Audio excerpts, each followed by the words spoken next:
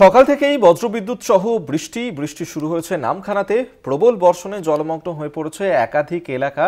সকাল থেকেই বজ্রবিদ্যুৎ সহ বৃষ্টি শুরু হয়েছে নামখানাতে। সেই ছবি এই মুহূর্তে দেখাচ্ছি, যেখানে বজ্রবিদ্যুৎ সহ বৃষ্টি নামখানাতে এবং প্রবল বৃষ্টি শুরু হয়েছে ইতিমধ্যেই, যার কারণে নামখানার একাধিক এলাকা জলমগ্ন হয়ে গিয়েছে, একাধিক জায়গায় জল জমে গিয়েছে, যার কারণে সমস্যায় পড়ছেন মানুষজন। তবে এই ছবি ধরা পড়লো যেখানে হঠাৎ করেই বৃষ্টি এবং প্রবল বর্ষণ শুরু হয়েছে নামখানাতে।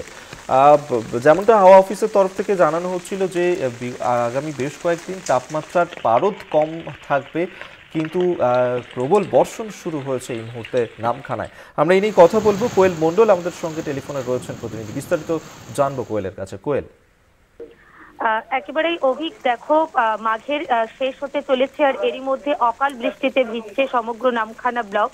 সকাল থেকেই মুষলধারায় বৃষ্টিপাত শুরু হয়েছে নামখানা, মৌসুমীদ্বীপ, বকখালি, নারায়ণপুর সহ এই সকল বিস্তীর্ণ এলাকায়, এবং সেই সঙ্গে একেবারেই মেঘাচ্ছন্ন রয়েছে আকাশ। এবং আস্তে আস্তে বেলা যতটা বাড়ছে, ধীরে ধীরে কিন্তু এই যে মেঘাচ্ছন্ন পরিস্থিতি বা বৃষ্টির পরিস্থিতি, সেটা কিন্তু আস্তে আস্তে হালকা হতে শুরু করেছে।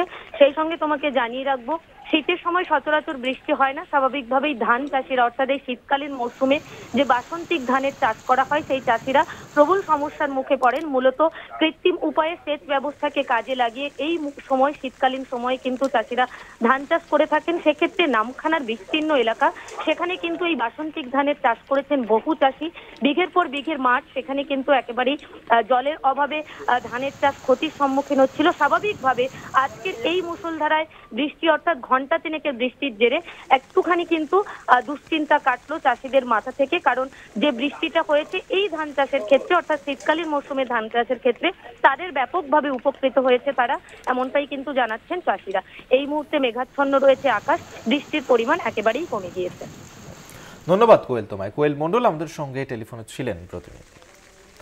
সেই ছবি এই মুহূর্তে দেখাচ্ছি, যেখানে অকাল বর্ষণ শুরু হয়েছে এবং একেবারেই শীতের শেষের বেলাতেই অকাল বর্ষণ, যেখানে নামখানাতে সকাল থেকেই বজ্রবিদ্যুৎ সহ বৃষ্টি শুরু হয়েছে এবং এই প্রবল বৃষ্টির কারণে একাধিক জায়গাতে জল জমে গিয়েছে, জলমগ্ন হয়েছে নামখানার একাধিক এলাকা।